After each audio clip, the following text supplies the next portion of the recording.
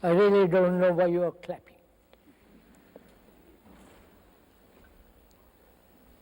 Have you ever tried clapping with one hand? Please do that now from today.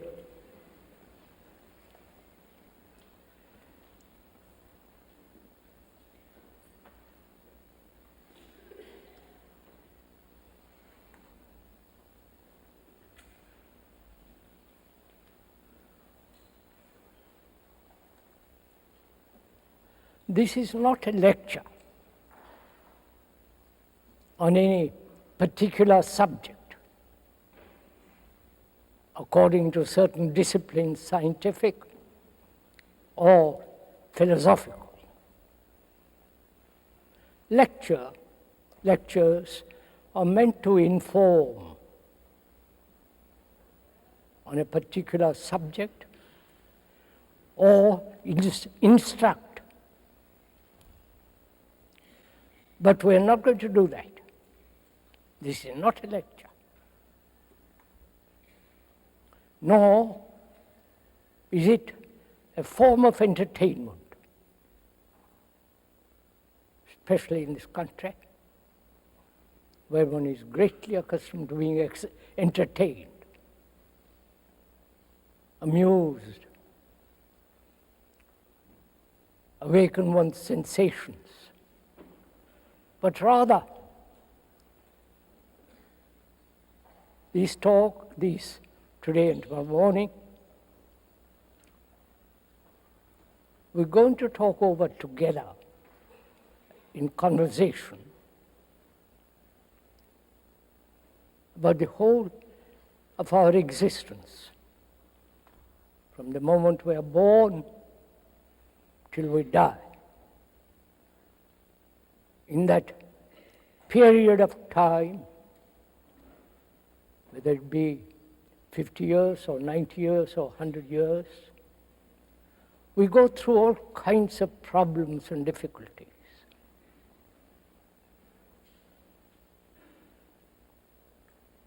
We have problems, economic, social, religious, problems of personal relationship, problems of individual fulfillment,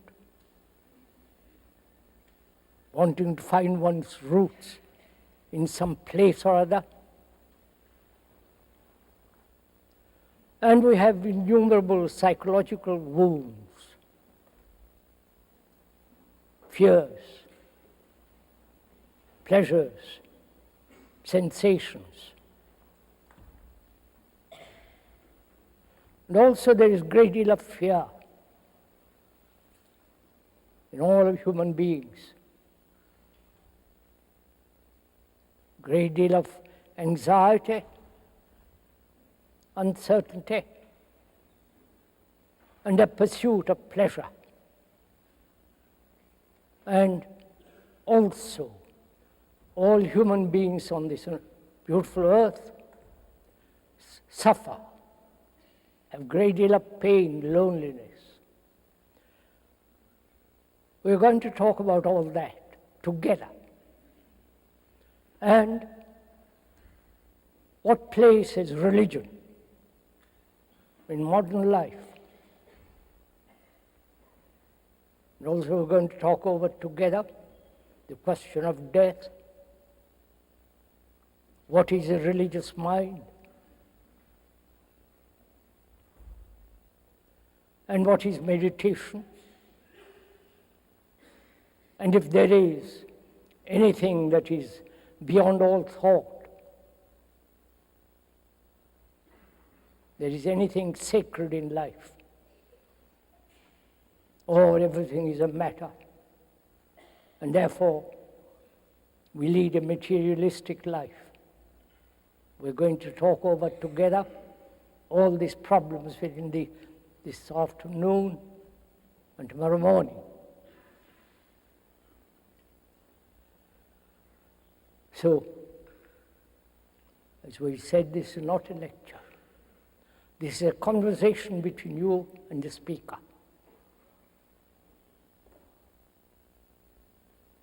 A conversation in which there is no implication of conversion, doing propaganda, or introducing new theories, ideas, and exotic nonsense. We are going to, if you will kindly, talk over together our problems as two friends. Though we don't know each other, we're going to talk, discuss, have a conversation, which is much more important than being lectured at or being told what to do or to believe or have certain faith and so on. On the contrary, we're going to observe dispassionately, impersonally, not anchored to any particular problem or theory, but we're going to look together what mankind has done to the world and what we have done to each other.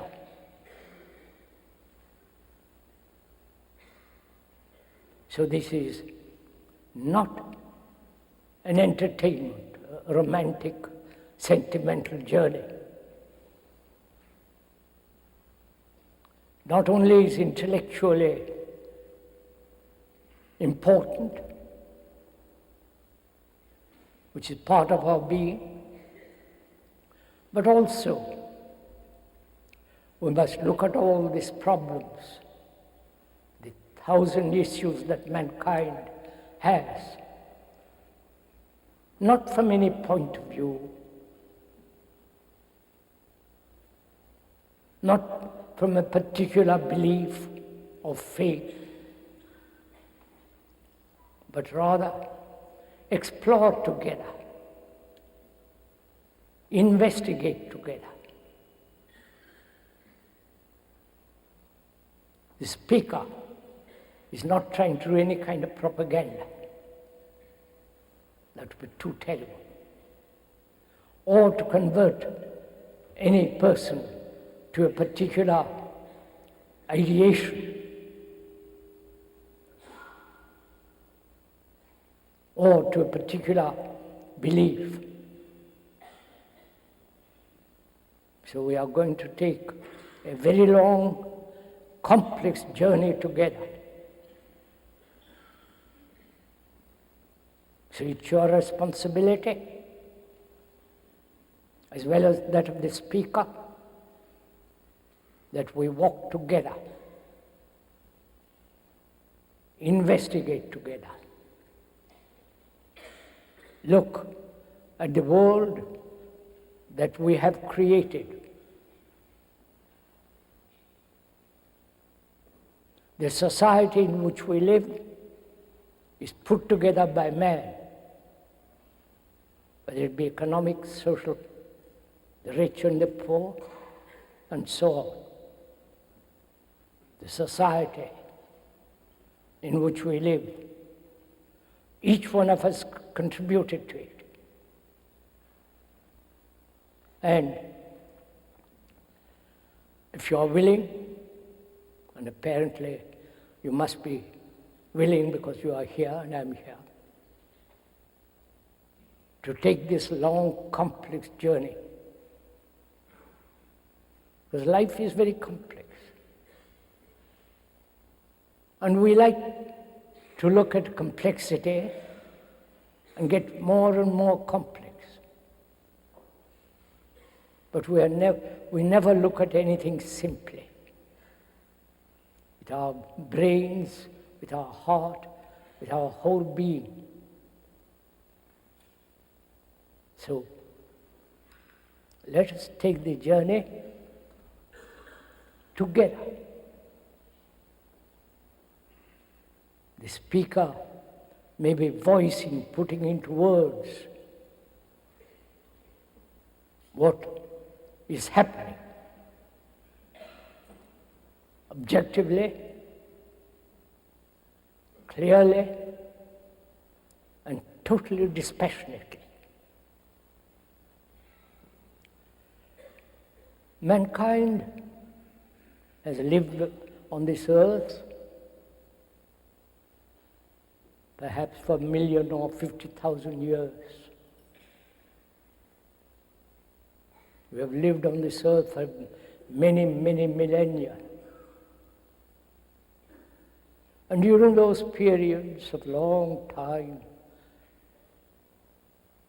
mankind has suffered pleasure, loneliness, despair, uncertainty, confusion, multiple choices, therefore multiple complexities. And there have been wars, not only physical, bloody wars, but also psychological wars.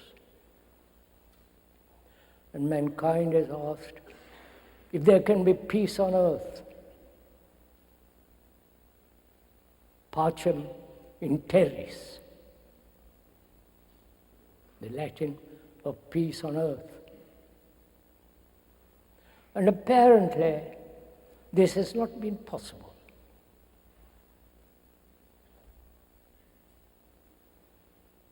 There are about 40 wars going on at the present time, both ideological, theoretical, economic, social. And during the historical times, perhaps about 5,000 to 6,000 years, there have been wars, practically every year. And also we are preparing for wars now. One ideology, that of the communist, the tyrannical, the brutal world of Russia, and the democratic, so-called democratic world of the West. Two ideologies at war. What kind of implements we should use, control of armament and all the rest of it. Wars seems to be the common lot of mankind.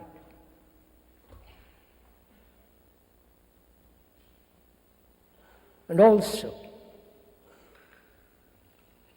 when observe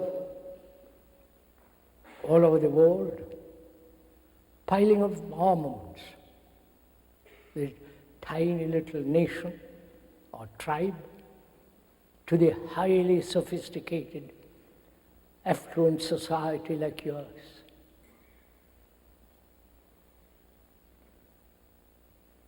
And how can we have peace on earth? Is that at all possible?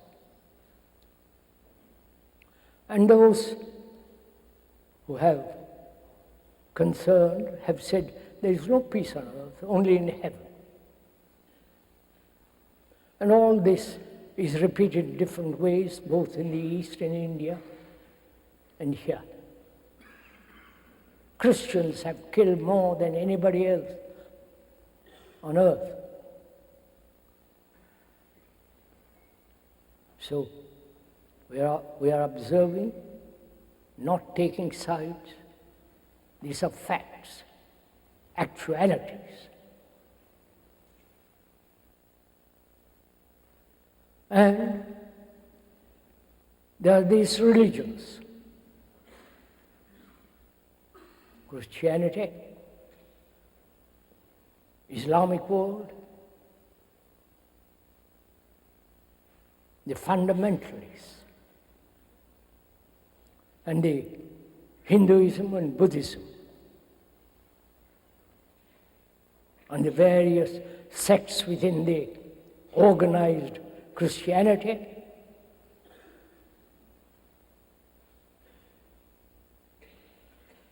And also in India and Asia, they believe in the Buddha. In Buddhism, there is no God. In Hinduism, somebody calculated there are about 300,000 gods. That's rather fun. You can choose whichever god you like. And in Christianity and Islam, there is only one God, based on two books, the Bible and the Quran. So religions have divided man as nationalism, which is a form of glorified tribalism, have divided man. Nationalism, patriotism, religious order, the fundamentalists in all both in India, here and Europe, going back, reviving the religious religion. I wonder if you have ever looked at the word reviving. You can only revive something that's dead or died. Nothing living. You can't revive a living thing. And in this country, they are reviving religion. And also they are doing the same thing in different parts of the world. And there is division between nationalities, religion, economic, and so on. And man has always been in conflict,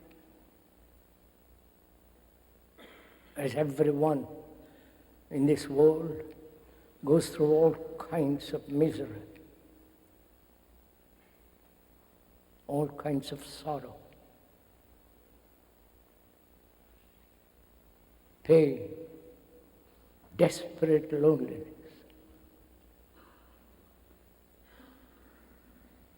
And we want to escape from all this. But we are going to look together, observe this extraordinary phenomenon.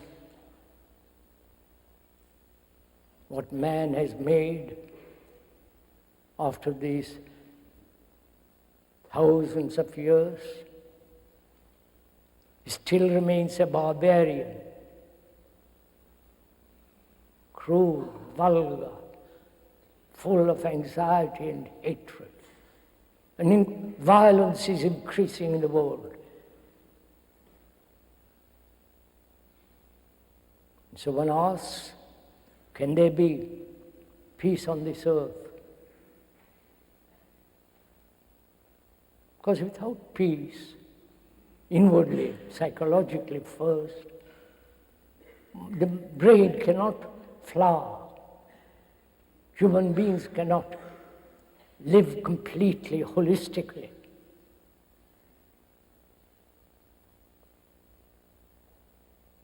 So, why are we, after this long evolution,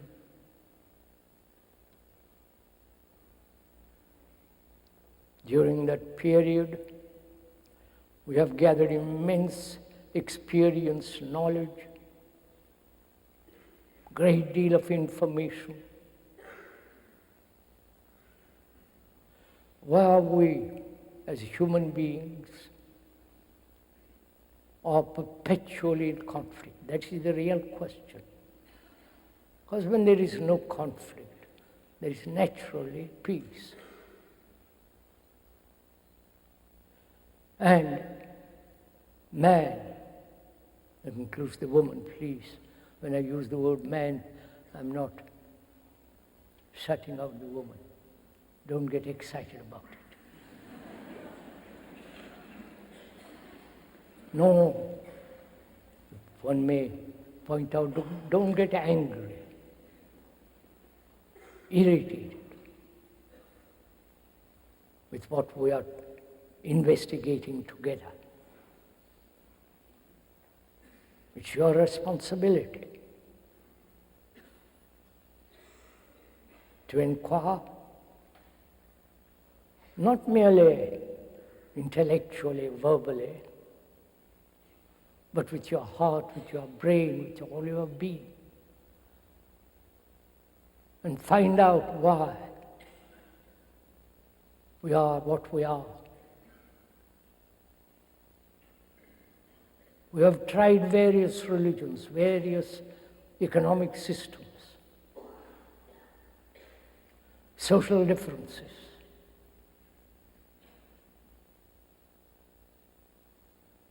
And yet, we live in conflict. Can this conflict in each one of us end completely, not partially, not occasionally? It's a very serious question. It demands a serious answer. Not it's possible or not possible, but to inquire into it very deeply. Why human beings, including you, the speaker perhaps, live in perpetual conflict, problems, divisions? Why we have divided the world into nationalities, religious groups, social behavior, and all the rest of it? Can we seriously this afternoon inquire whether it is possible to end conflict? First, psychologically, inwardly. Because if there is certain quality of freedom inwardly,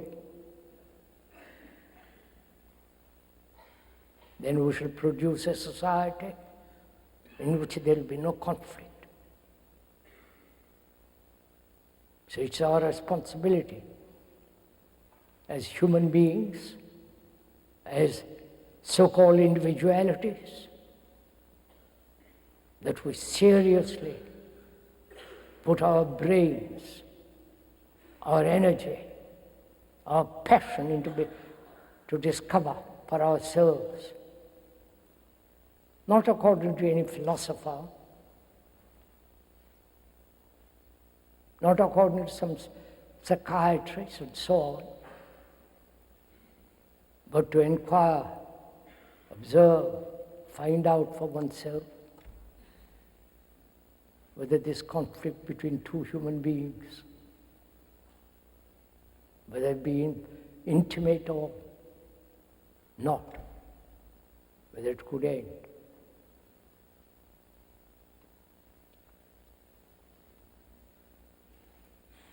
What is conflict? Why have we lived with conflict? Why have we problems? What is a problem? Please inquire with the speaker this question: what is a problem? Etymological meaning of that word means something thrown at you.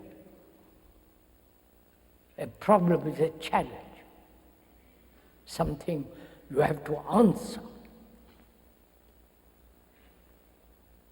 But if you begin to inquire into the whole nature of a problem,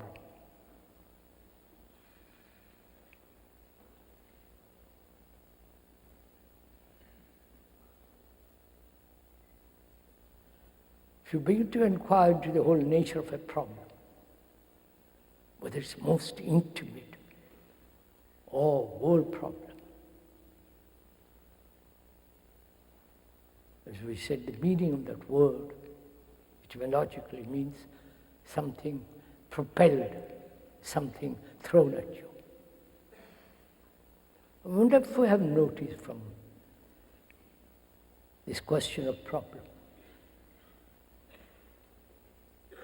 When you are a child, you're sent to school. There, you have a problem of writing,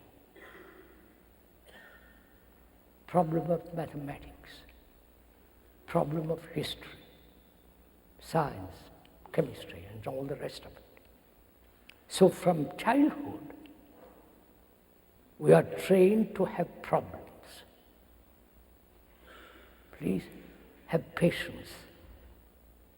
Look at it carefully.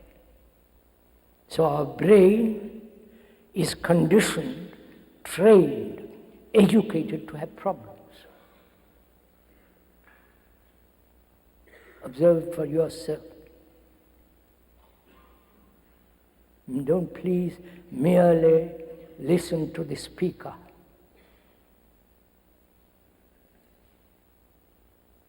We are together investigating, looking into the problems that you have. So from childhood, we are trained, educated, conditioned to have problems. And when new problems arise, which they inevitably do, our brain, being full of problems, tries to solve another problem and thereby increase more problems, which is what is happening in the world. The politicians all over the world are increasing a problem after problem, and they have found no answer. So is it possible? Please listen if you will. Is it possible to have a brain that is free from problems so that you can solve problems? Not a cluttered brain full of problems.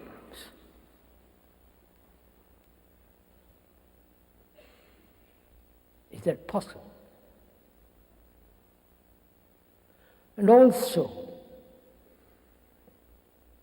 if you say it is not possible or it is possible, you have stopped investigating. What is important in this inquiry is that one must have a great deal of doubt.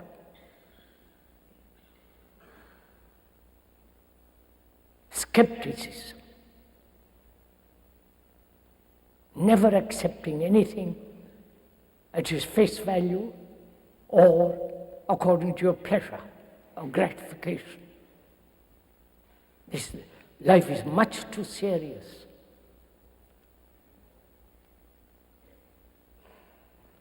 So we should inquire not only into the nature of conflict, problems, but also, perhaps this may be much more important, go all over the world, wherever you will, every human being on this earth, every human being, whether he lives in Russia, China, Asia, India, Europe or here, goes through all kinds of sorrow.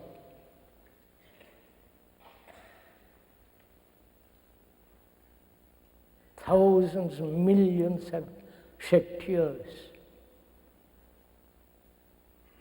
and occasional laughter.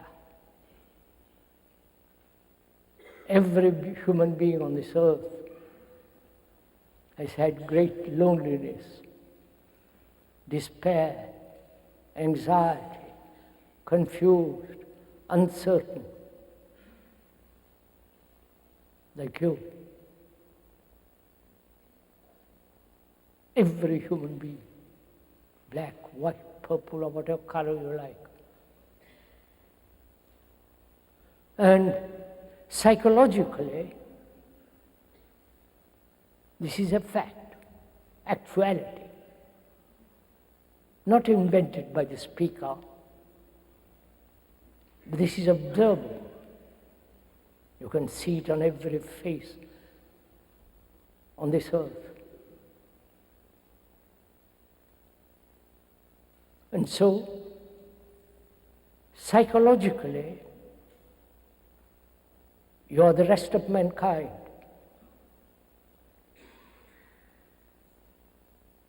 You may be tall, short, black or white, or what color you may be. But psychologically, you are the mankind. Please understand this. Not intellectual or ideologically or a hypothesis, but it is an actuality, burning reality, that you psychologically are the rest of mankind.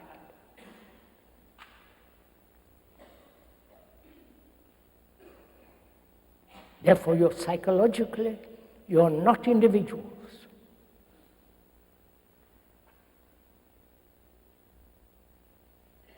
Those religions, except perhaps parts of Hinduism and Buddhism,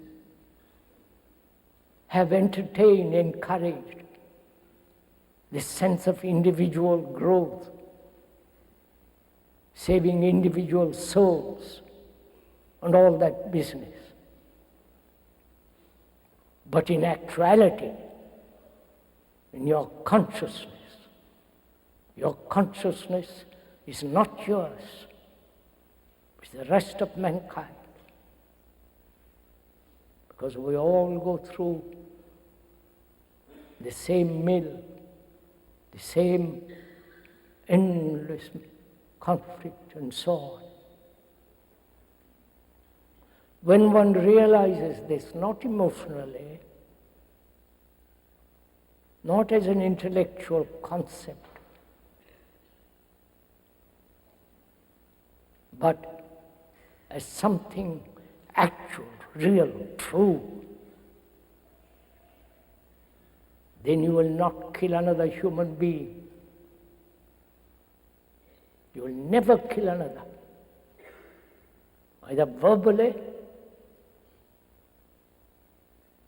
or intellectually, ideologically, or physically, because then you are killing yourself.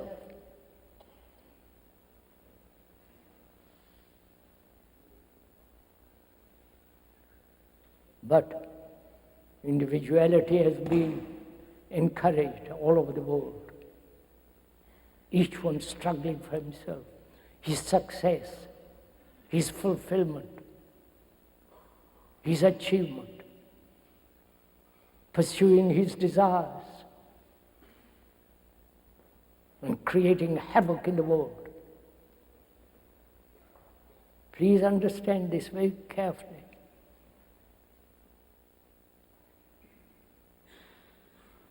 We are not saying that each individual is important. On the contrary, if you are concerned with global peace, not just your own little peace in the backyard, nations have become the backyard. If you are really concerned, as most serious people must be concerned,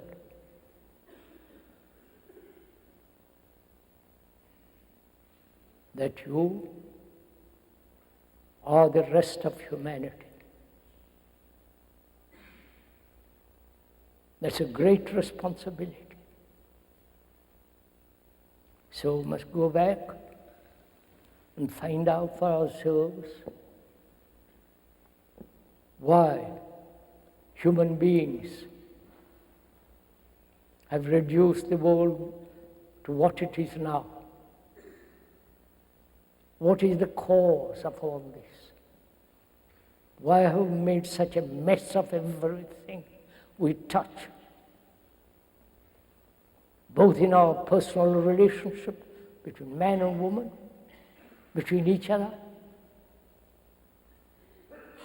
Why there is conflict between gods, your God and the other's God. So we must inquire together whether it's possible to end conflict. Otherwise, we will never have peace in this world. Long before Christianity, they talked about peace on earth.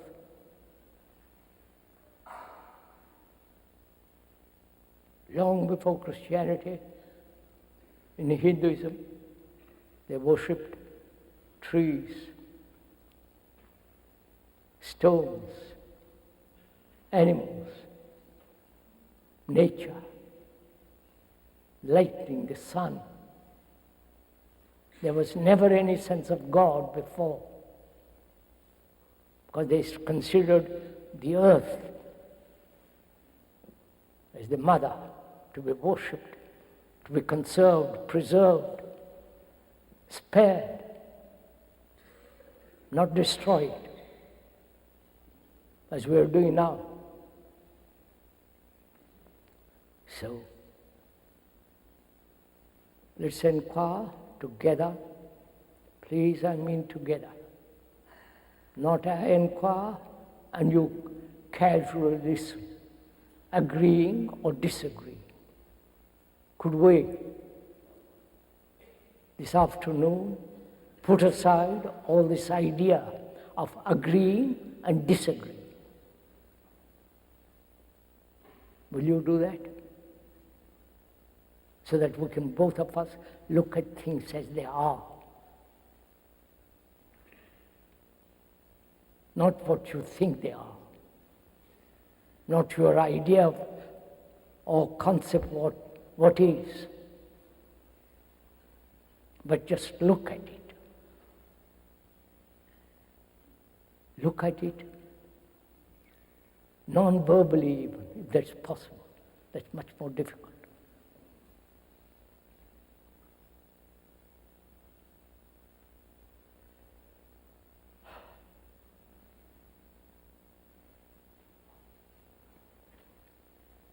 First of all,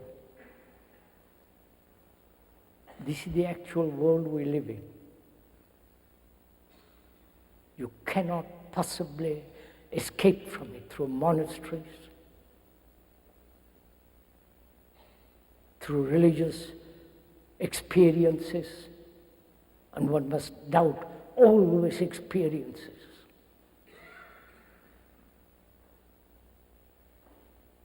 Man has done everything on earth possible to run away from the actuality of daily living.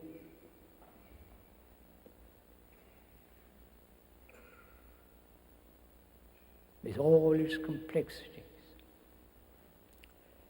Why do we have conflict in relationship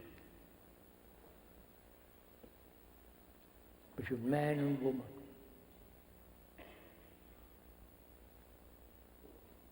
Sexual, sensory, division. And in this peculiar relationship, man is pursuing his own ambition, his own greed, his own desires, his own fulfillment, and the woman too is doing the same. I don't know if you have noticed all this for yourself. So there are two ambitious, being driven by desire and so on, two parallel lines never meeting except perhaps sexually. So how can there be a relationship between two people when each one is pursuing his own desires, ambitions, greed? In this relationship, because there is this division, there is no love. Please hold to your seats. That word love is spoiled, spat upon, degraded, which has become merely sensuous, pleasurable. Love is not pleasure. Love is not something put together by thought.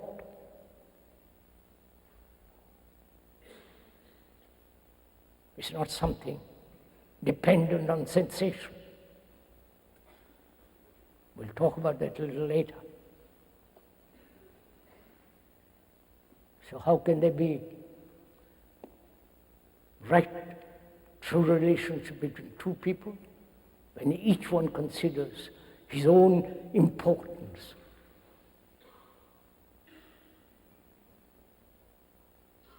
Self-interest is the beginning of corruption, destruction. Whether it be in a politician or the religious man, and so on. Self-interest dominates the world.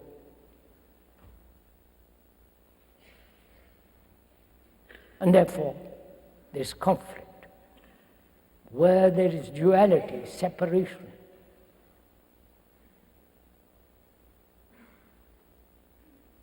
as the Greek and the Muslim, as the Jew and the Arab, as the Christian who believes in some savior,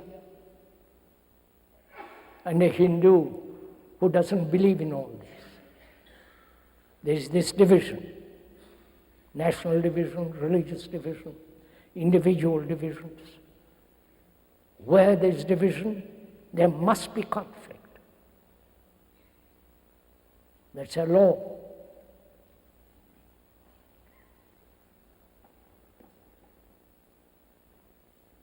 So we live our daily life in a little circumscribed self, the limited self. Not that the higher self, the limited. Self is always limited. And that's the cause of conflict. That's the central core of our struggle, pain, anxiety, and all the rest of it. If one becomes aware of it, as most people must, naturally, not because you are told to, or because you read some philosophical book or psychology, but it's an actual fact.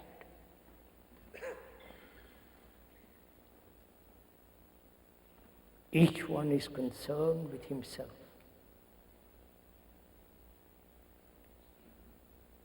He lives in a separate world, all to himself. And therefore, there is division between you and another, between you and your religion, between you and your God, between you and your ideologies. So is it possible to understand, not intellectually but deeply, that you are the rest of mankind? Whatever you do, good or bad, affects the rest of mankind. Because you are the mankind. Your consciousness is not yours. Your consciousness is its content. Consciousness is made up of its content.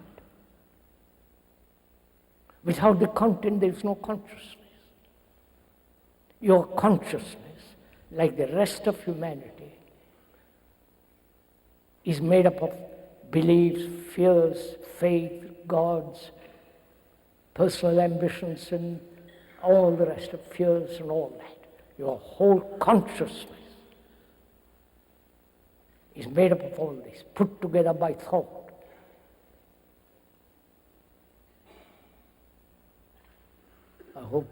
One hopes that we have taken the journey together. Together we are walking the same road.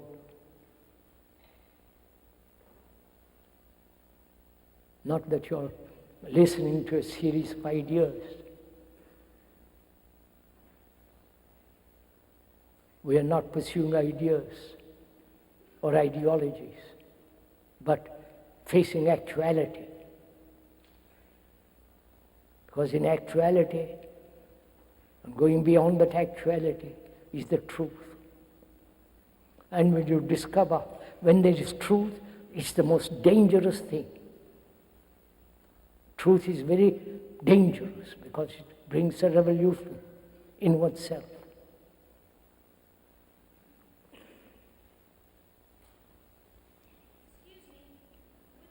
Please, sorry.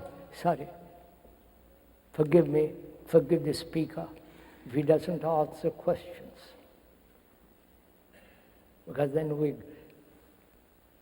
get too distracted. You know, it's good to ask questions.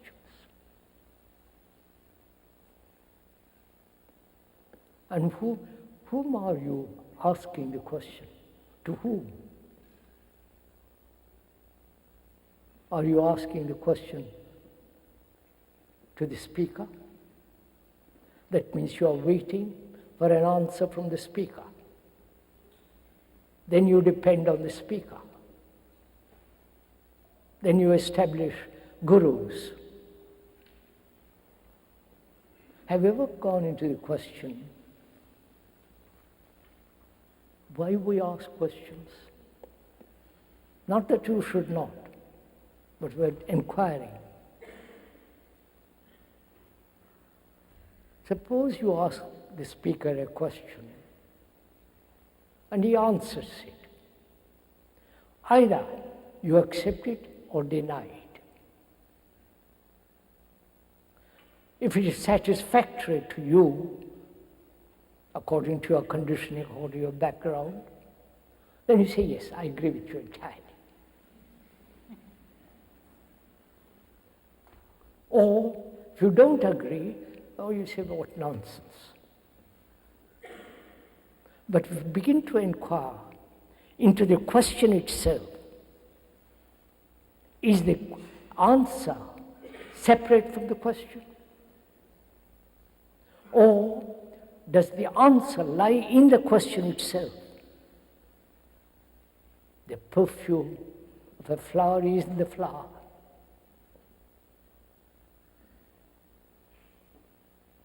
The very flower is the essence of that perfume.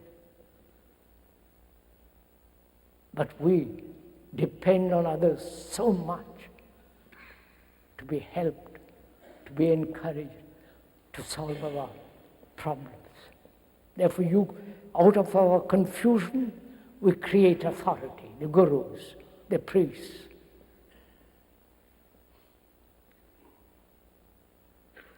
So please, it's good to ask questions. I don't know if you've gone into this. You know, we have lost the art of investigation, discussion, not taking sides, but looking at it. It's a very complex problem, maybe not the right occasion to go into this. You also should inquire why from childhood we are hurt, psychologically wounded. Most of us psychologically are wounded. And from that wound, either one is conscious of it or not, many of our problems arise.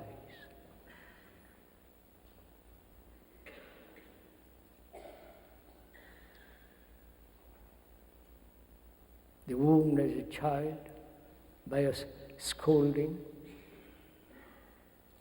by saying something ugly, brutal, violent, we are wounded. When you say we are wounded, who is it that's wounded?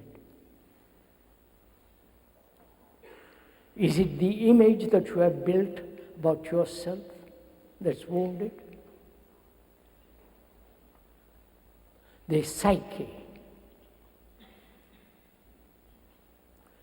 Please, the speaker has not read any of the psychological books or philosophy or religious books. He's just investigating with you. The psyche, which is the me, and the me is the image I have built about myself. There is nothing spiritual about it. That's another ugly word, spiritual. That image gets hurt. And we carry that image right through our life. If one image is not pleasant, we put together another image, which is pleasant, encouraging, worthwhile, significant, giving intellectual meaning to our life. This is the wound is brought about in the image that one has built about oneself. Is it possible to live on this earth not having a single image about anybody, including God, if there is such an entity?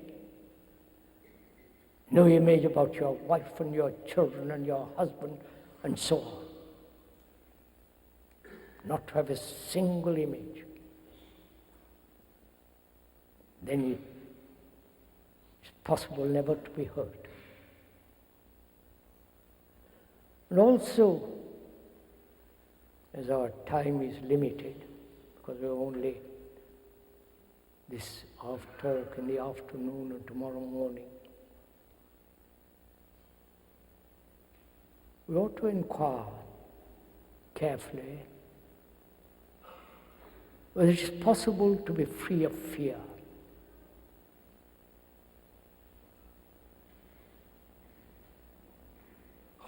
This is really an important question to ask. Not that I'm asking for you, but you are asking this for yourself. Whether it is possible, living in modern society with all the brutality, with all the tremendous violence that is on the increase, is there freedom from fear? Which is entirely different from analysis. Just to observe without any distortion. To observe this hall, for example, and how many tiers there are. 5 of them, or 4 of them. To observe your neighbor's dress, face, how he talks, just to observe, not to criticize, not evaluate, judge, but to observe a tree,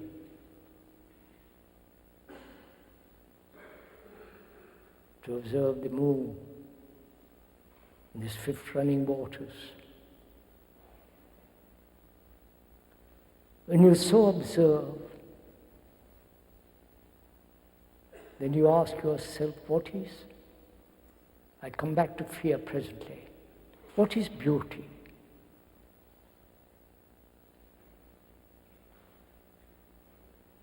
They talk a great deal about beauty in the magazines, how you must be beautiful, your face, your hair, your complexion, and all the rest of it. So, what is beauty? Is beauty in the picture, in the painting, in the strange modern structure? Is it beauty in a poem? Is beauty in merely the physical face and body? Have you ever asked this question? If you're an artist or a poet or a literary person, you may describe something very beautiful, paint something that's lovely, a poem that really stirs your very being. So what is beauty?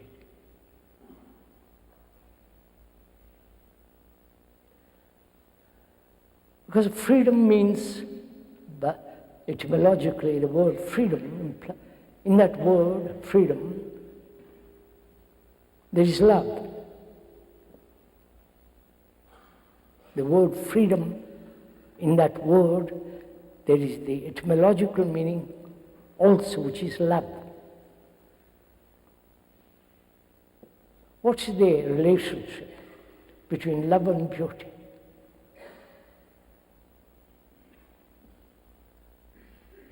When we talk about love, perhaps later on, what is beauty? Is in the eye of the beholder?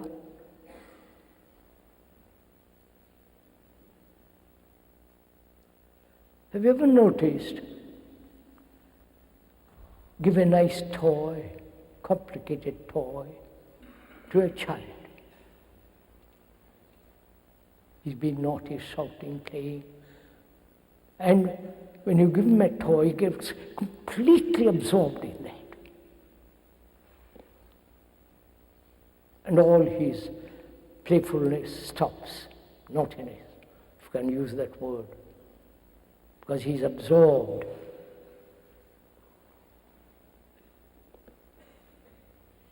Is being absorbed in a poem, in the face, in a picture, being absorbed in it, or attracted by it. Is that absorption beauty?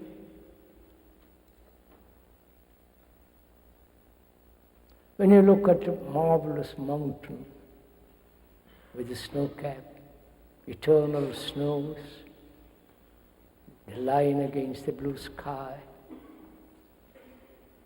for a second, the immensity of that mountain drives away the self, the me, with all my problems, all my anxiety.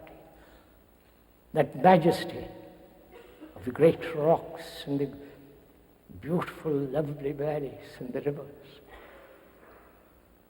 At that moment, second, the self is not. So, the mountain has driven away the self, like a toy with a child is quiet. So that mountain, that river, the depth of the blue valleys dispels for a second all your problems, all your vanities and anxieties. Then you see how beautiful that is. So is there beauty without being absorbed by something outside? That is there beauty? Or beauty is when the self is not. You understand this?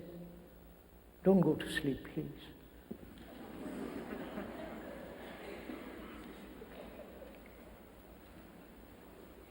You might have had good lunch. I hope you did.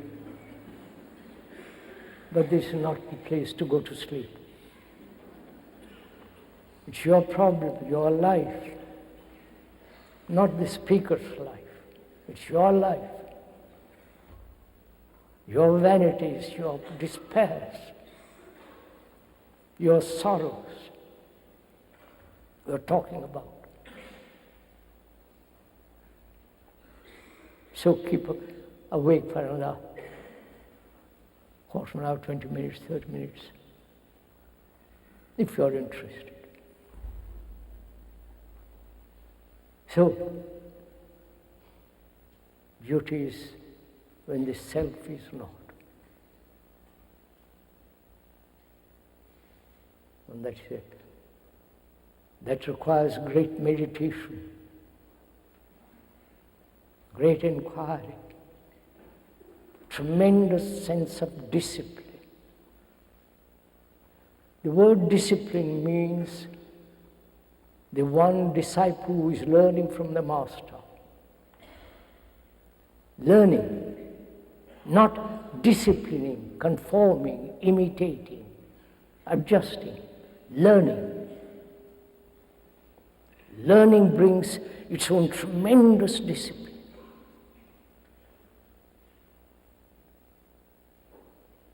And that inward sense of austerity, discipline, is necessary.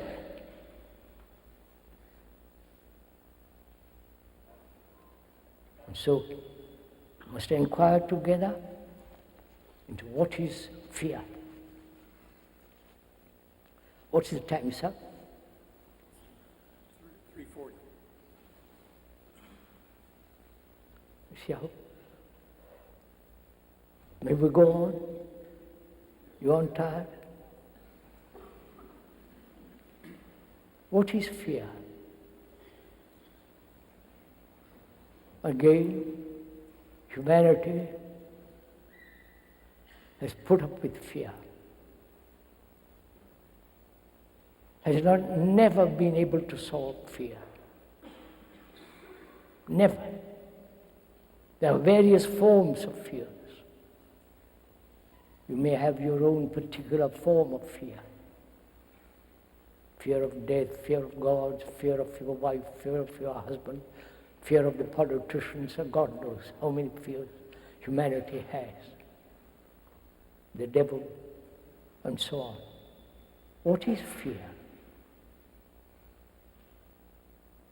Not the mere experience of fear in its multiple forms, but actually the reality, the actuality of fear.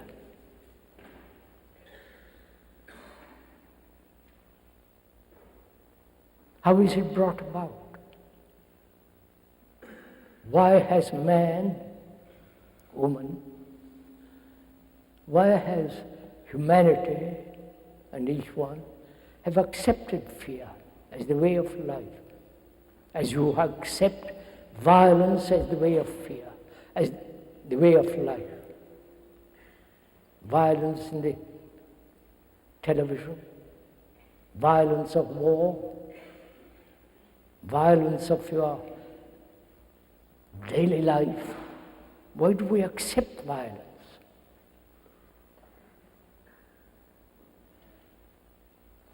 The ultimate violence is to go into organized killing, which is called war.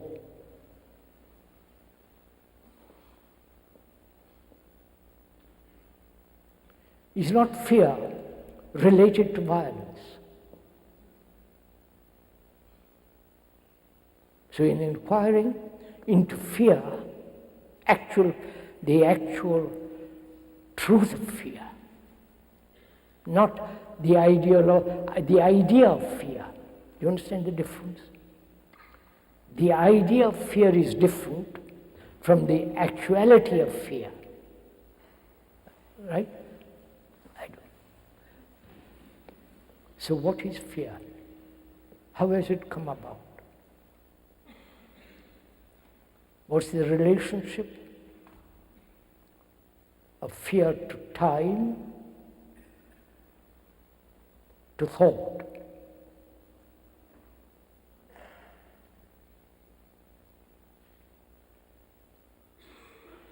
Fear, one may be frightened of tomorrow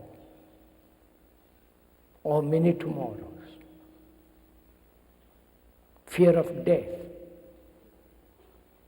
the ultimate fear. Fear of what has happened before in the past. Fear of what is actually going on now. So we must inquire together, please. The speaker keeps on repeating together. Otherwise it's no fun talking to myself.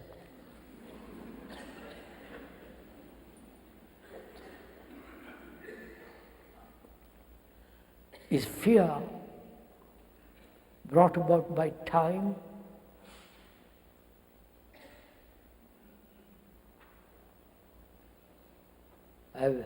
Someone has done something in the past,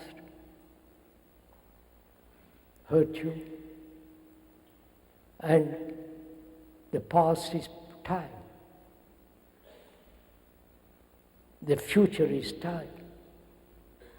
The present is the time, is time. So we are asking, is time a central factor of fear? Fear has many, many branches,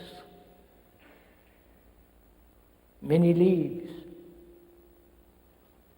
But it's no good trimming the branches. We're asking, what's the root of fear? Not the multiple forms of fear, because fear is fear. Out of fear you've invented gods, saviors. If you have absolutely no fear psychologically, then there is tremendous relief, great sense of freedom. You've dropped all the burdens of life. So we must inquire very seriously, closely, hesitantly into this question. Is time a factor? Obviously. I have a good job now, I may lose it tomorrow. I'm frightened. And I may be married, and I'm frightened. When there's fear, there's jealousy, anxiety, hatred, violence. So, time is a factor of fear. Please listen to the end of it. Don't say, how am I to stop time? That's not the problem. That's a rather absurd question to ask. Time is a factor, and thought is a factor.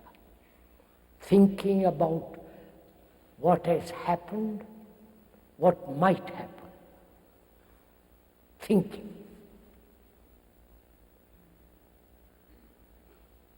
Is thinking a factor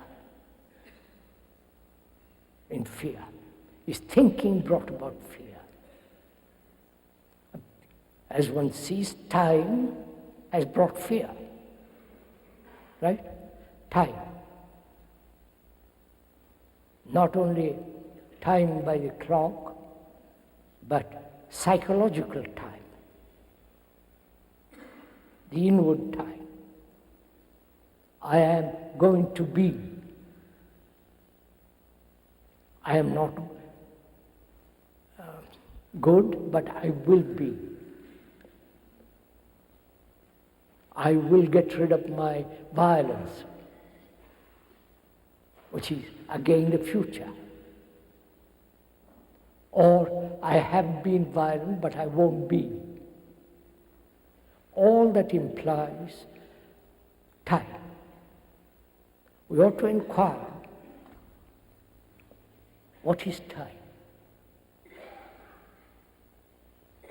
Are you prepared for all this? Do you want to go into all this? Really? I'm rather surprised.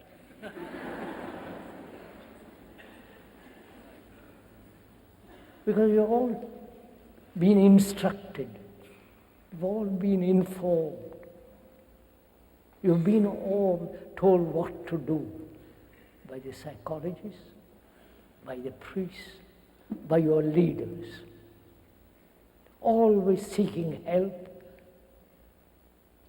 and finding new ways of being helped. So one has become a slave to others.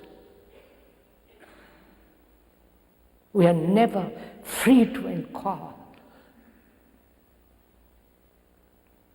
to stand psychologically completely by oneself.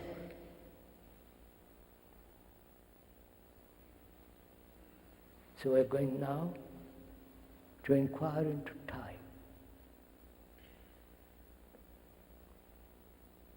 What is time? Apart from the clock, apart from the sunrise and the sunset, the beauty of a sunrise, the beauty of a sunset,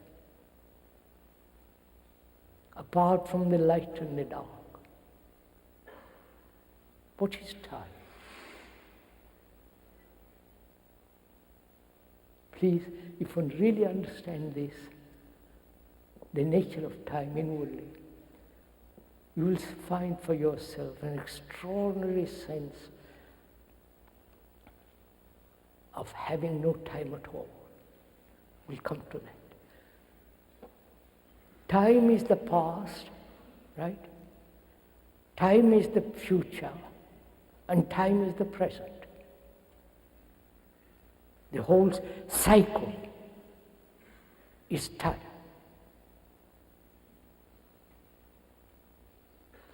The past, your background, what you have thought, what you have lived, your experiences, your conditioning as Christian, Hindu, Buddhist, all the rest of it. Or you put aside all that nonsense and say, I'm going to live this way, which is the past. So the past is the present, right? Without the past, you wouldn't be here. Your background,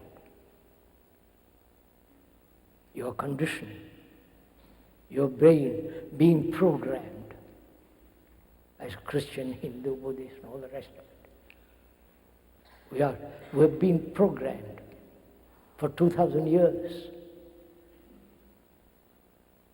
And the Hindus for 3,000 to 5,000 years. Like a computer. They repeat. So the past is the present. What you are now is the result of the past. And tomorrow, or 1,000 tomorrows, is the future. So the future is what you are now. Right? Vous avez compris? Sorry, you have understood? I mustn't ask you that, it doesn't matter. It's up to you. So the future is now. In the now, all time is contained. This is a fact too, actuality, not a theory. What you are is the result of the past. And what you will be tomorrow is what you are now. If I am violent now, tomorrow I'll be violent. So tomorrow is in the now, in the present. Unless I radically, fundamentally bring about a mutation. Otherwise I'll be what I have been.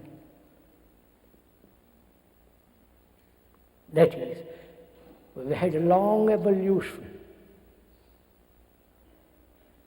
Evolving. And we have evolved to what we are now. And if you carry on that game, you will be violent, you will be barbarous next day. So, as all time is contained in the now, which is a fact, actuality, can there be total mutation now? In all our behavior, in our way of living, thinking, feeling. Not being an American Hindu, Buddhist, none of that.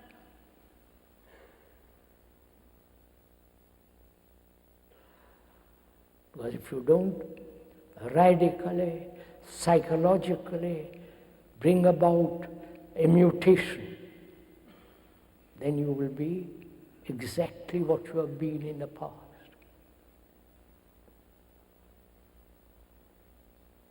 So is it possible to bring about this psychological mutation at all? You know, when you have been going north all your life, following a particular direction, or not having a direction, just wobbling all over the place, as most people do. If you're going north, and somebody comes along and tells you most seriously, and you listen to him seriously, not only hear with the hearing of the ear, but also hearing deeply. When you hear, say, the way you are pursuing north leads you nowhere. There is nothing at the end of it. But go east or west or south, and you listen and you say, I will do it. When the moment you say you have taken a new turn, there is a mutation. And the speaker is making it very simple, but it's a very complex problem, which is to realize deeply that when it's been going on this way for centuries upon centuries, and it has not changed at all. We are still violent, brutal, and all the rest of it. If one really actually perceives that, not intellectually or verbally, but deeply, then you turn in another direction. At that second, there is a mutation in the very brain cells themselves. Because the speaker has discussed this matter with some neurologists. Of course, they don't agree completely, but they go partially your way. It's always a game, you understand? We treat life as a game, partially right and partially wrong, partially correct, and you may be right and you may be wrong. But we never ask ourselves, what is the way of living, the art of living, which is the greatest art, greater than any art in the world, the art of living. And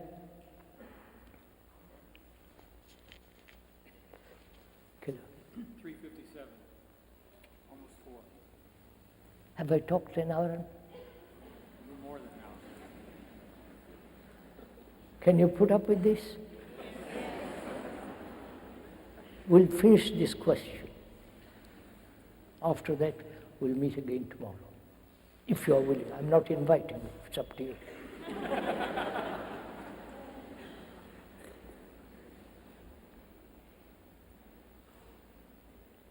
We said time is important because we live by time. But we don't live time as a whole, which is the present. In the present, all time is contained, the future and the past. If I'm violent today, I'll be violent tomorrow. And can I end that violence today completely, not partially? It can. We'll go into it. And also, is fear brought about by thought?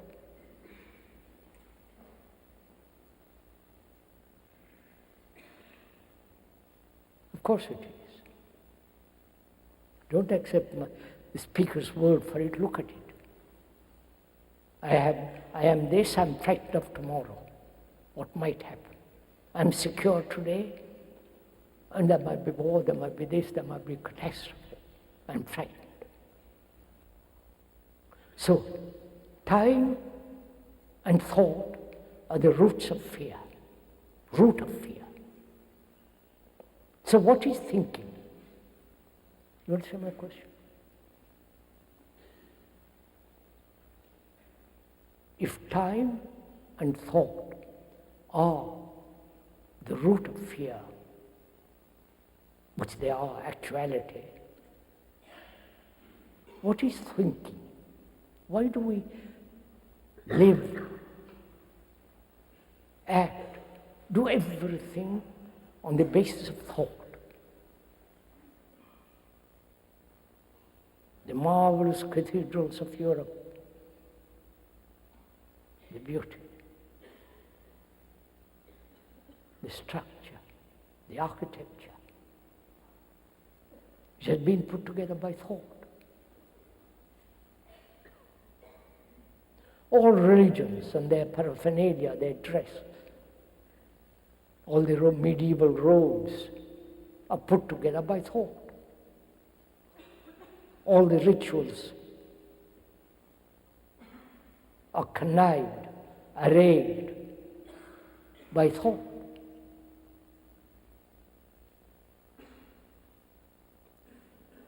And in our relationship with each other, man, woman, the relationship is based on thought.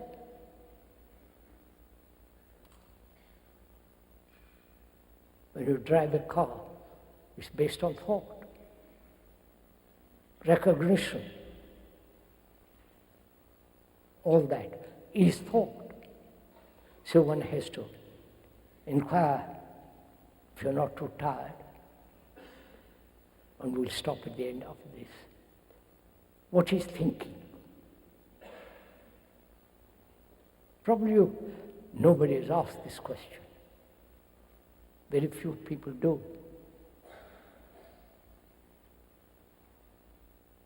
We've been asking this question for 60 years. What is thought?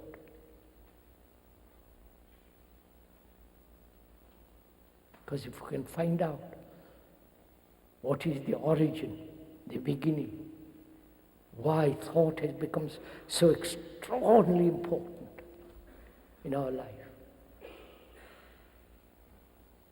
there may be, in that very inquiry, a mutation taking place. So we're asking, what is thought? What is thinking? Don't wait for me to answer it. Look at it. Observe it. Thinking is the word. Word is important. The sound of the word. The quality of the word. The depth, the beauty of the word.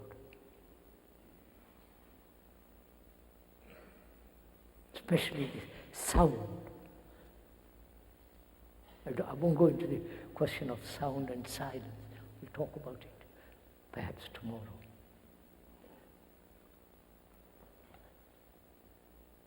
Thinking is part of memory, isn't it? Investigate it with the speaker, please. Don't sit there comfortably or uncomfortably. Thinking is part of memory, isn't it? If you had no memory at all, would you be able to think? You wouldn't. Our brain is the instrument of memory.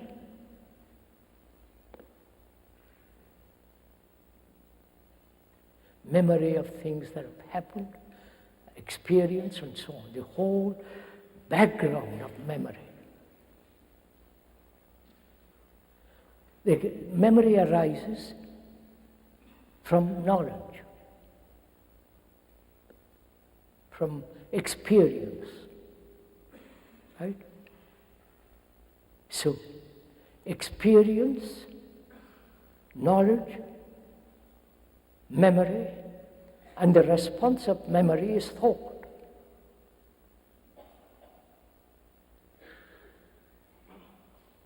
This whole process of experiencing, recollecting, holding, which becomes our knowledge.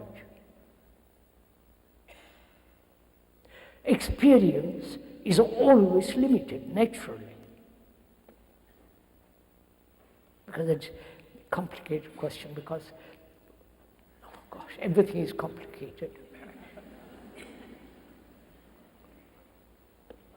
Is experience different from the experiencer? Give your brains to me, find out. If there is no experiencer, is there an experience? Of course not. So the experience and the experiencer are the same. Like the observer and the observed. The thinker is not separate from his thoughts. The thinker is the thought.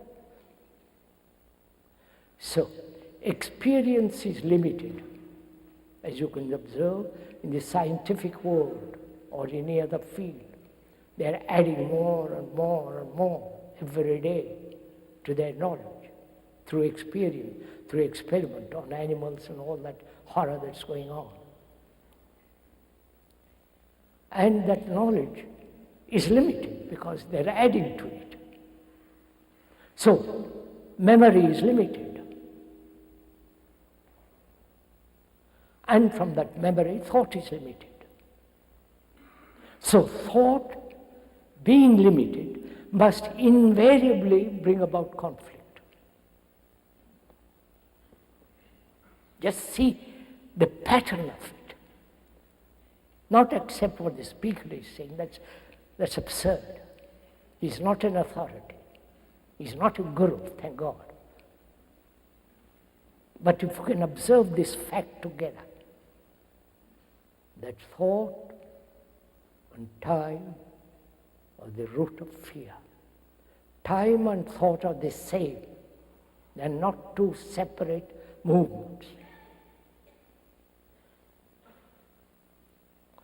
When you see this fact, this actuality, that time and thought are the root of fear. Time, thought. Just to observe it in yourself. Not move away from the reality of it, from the truth of it. That fear is caused by this, time and thought. To hold it, to remain with it, not run away from it. Not rationalize it is so. And then it's like holding a precious jewel in your hand. See all the beauty of that jewel. then you will see for yourself that fear psychologically completely ends. And when there is no fear, you are free. And when there is that total freedom, you don't have God's rituals, you are a free man. We'll continue tomorrow, if you don't mind. Please.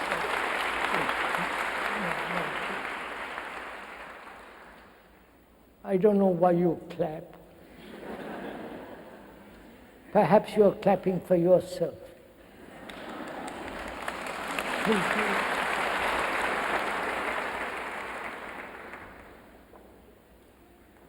You are not encouraging the speaker or discouraging him. He doesn't want a thing from you.